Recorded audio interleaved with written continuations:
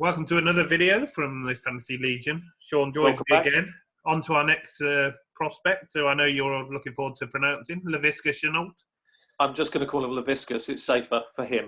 It's I not his don't name. want to alienate Don't him. call him before we start. Laviskus, it's not his name. Unless you had the S for Shenault. We'll go Shenault. 6'2", ran a 4.58. Many people calling him the next great playmaker. Tough congested catches. I just don't know. I wasn't sold on him when I saw the tape. You struggled a bit with him, didn't you? Yeah, I think his route running needs work. I mean, I'm looking at he looks and plays a bit like Cordell Patterson to me. It's a bit of a maybe that's a bit. Okay, of a well, he's another one that he deserves something special because he's not on my bus list. He's actually a clever, sneaky pick, and I'm going to tell you why. Okay, I'm going to put these on for him because he is my now number 5 on my wide receiver class board, because it's always the ones that are underneath the top 2 that require the greatest amount of research, I think. Here's why he's very special, right? He's not perfect, he's not polished, he does have some things that need work, but this you can't argue with. 9.6 catches a game. This is a volume player.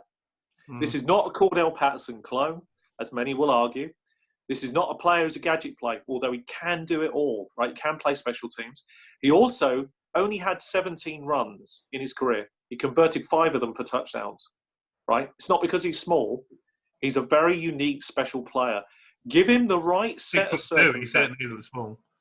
Right? Give him the right set of circumstances, and this guy can do a job for you in a number of different locations around the field. He's not your prototypical number 1. That's why he's behind the top 4. Why would I want to draft him? I want somebody who's going to be because he's value. He's value. He's dropping down draft boards. Is he 14 or 15 from Fantasy Pros? Yeah, 14 now. Well, that's fabulous. So you could potentially get him in the second round of a rookie draft. That is worth a shot on a guy like this with that kind of upside. The volume can never be argued. It's one thing arguing against other skills, but he got volume for a reason. That tells you he's capable of doing the route tree. That tells you he's capable of getting separation. These weren't deep catches over the top where he only had 3 for 125 yards. This is a real volume player. He can do it. So that's why he's exciting, and that's why you've got to watch carefully where he lands. So he's very, very interesting. So put any doubts aside, watch where he lands, and then we can either say the glasses come on because he's an absolute waste of your time, or the glasses stay on because he's a real stud, waiting to shine, just needs the polish, and he's going to be special. I don't think he's going to be special at all, to be honest. Oh, good. I think he might be right, but yeah. I'm not sold on him yet, to be honest. Okay, that's good. He's got the usual suspects after him: Eagles, Bills, Colts, Bears, Cowboys. You know, the Pats. All the people looking for a receiver. I just. You're not sold. I mean, he's all right at 14. I think 14's fair. He was up at 7 or 8, and I think that was too high. Yeah, definitely. I love this price for him.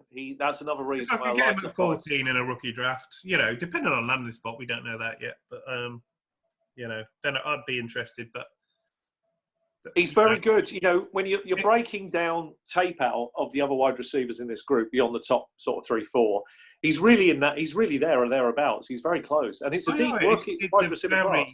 It's a very good class for wide receivers. I think more than anything. Wide receivers are very deep in this class. I do like him, and I do think he has an opportunity. The landing spot is critical, particularly in his case, probably more so than the other 4 above him. It's very important that it's going to utilise his skill set. And that's tricky because there are only a few places I like. And it's difficult because a lot of those are already crowded with good wide receiver 1s and wide receiver 2s. So it's very hard. And it might be this is a dynasty player that needs a year or 2 to mature into something. So he's not really a redraft. That's what I mean. I think first year you're going to see, you know, maybe the odd trick play, the odd jet sweep, the odd rush. You know, depending on where he goes, I think he will be called Cordell Patterson this year. You know, you might. You might have to wait for him to develop into something else. He's got, you know, he runs at 4.58. It isn't blinding speed. It's not slow, but it's not blinding speed. Okay, 4.58. He is a playmaker, and like you say, he's got the volume, so you know that really is an upside. But there's many wide receivers in this class that run in the 4.5 range, and many of them are, you know, they're not regarded at the top of this tree. You know, many of them are near the top of this tree. It's not about that's 4.5 is plenty fast enough in the NFL. He is a volume guy. That means he's got a huge value in fantasy because if you're talking PPR, a lot of people play PPR. This is a guy that can mature into something really quick, much quicker than people think. So you are right. Landing spot's everything. He could take a year to mature or more, and I'm not denying that. But if we're talking about a player that could be better than about 14, that's actually really quite cheap. It's worth a shot there. 14, I'm not arguing with that. If you can get him around there, fair enough. Because there's some other trickier candidates. Mims is at 12, so they're both here. You're picking 14. Who would you take? What was that? Sorry, I did miss Denzel Mims or Shenault? I'm taking Mims ahead of him. Well, because I like Mims' prospect. These are the players that you're going to make decisions on.